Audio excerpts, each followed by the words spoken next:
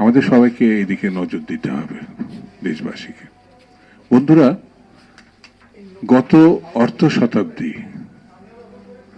মুক্তিযুদ্ধ শুধু বললে ভুল হবে, নানান পর্যায়ের যে আন্দোলন, সে আন্দোলনে যারা শহীদ হয়েছে, যারা আহত হয়েছে, যারা নিখোঁজ হয়েছে, আমি তাদের প্রতি কৃতজ্ঞতা জানাচ্ছি, শ্রদ্ধা জানাচ্ছি এবং রুহের মাগফিরাত কামনা করছি। বন্ধুরা, এই আন্দোলন যেটা হয়েছিল, এটা জুলাই আন্দোলন, আগস্ট আন্দোলন, এটা পরিসমাপ্তি হয়েছে এই সময়টা। কিন্তু আন্দোলন তো 15-16 বছরের। হাসিনা তাড়ানোর আন্দোলন, স্বৈরাচার তাড়ানোর আন্দোলন, দেশ রক্ষার আন্দোলন, এটা তো দীর্ঘ আন্দোলন। সেই জন্য শুধু জুলাই আগস্টকে যারা আমরা স্মরণ করছি, আমাদের অতীতকে আমরা অস্বীকার করছি। সেই জন্য জুলাই আগস্টকে আমাদের স্মরণ করব আমাদের মর্যাদার জন্য, আমাদের ঐক্যবদ্ধ জাতি গঠনের জন্য, আমরা দেশকে পুনর্গঠনের জন্য। এটি এমন একটা জিনিস, এই জিনিস যাতে কখনো বিতর্কে আমরা না নিয়ে যাই। এখানে যারা ছিল সবাই জাতীয় বীর, সবাই রক্ত দিয়েছে জাতিকে মুক্ত করার জন্য। সেটি সেই সময় যে দলে করে থাক না কেন, বিএনপি বা অন্যান্য, কেউ কিন্তু ব্যানার নিয়ে সেখানে যায় নাই। লক্ষ্য করবেন, এই জাতীয় আন্দোলনটা কেউ ব্যানার নিয়ে যায় না। এখানে কিশোর, তরুণ, বয়স্ক সবাই কিন্তু লড়াই করেছেন একটা জাতীয় মুক্তির জন্য। সেই জাতীয় মুক্তির আমরা ইতিমধ্যে যে জায়গায় এনে দাঁড় করিয়েছি, সেই কাজটি কিন্তু এখন আমরা করতে পারিনি।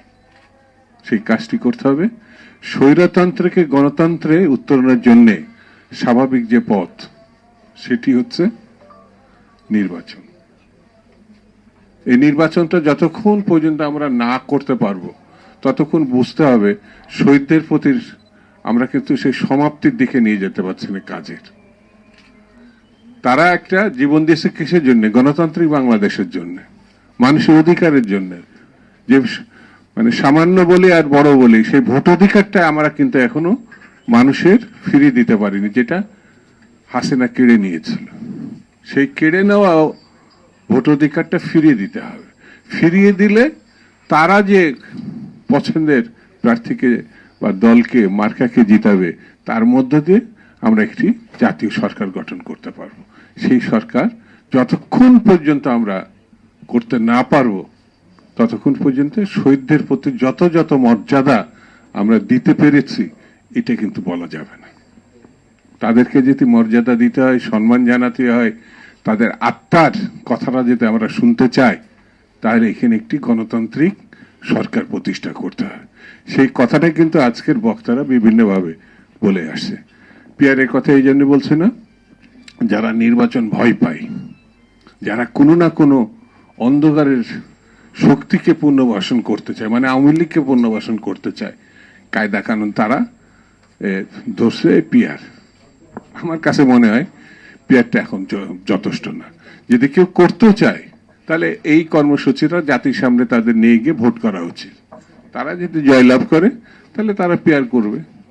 কিন্তু বিএনপির ঘাড়ে চেপে বা অন্য কোনো সরকারের ঘাড়ে চেপে এই দুষ্কর্ম করা ঠিক হবে না। এর প্রতি জাতির কোনো সমর্থন নাই।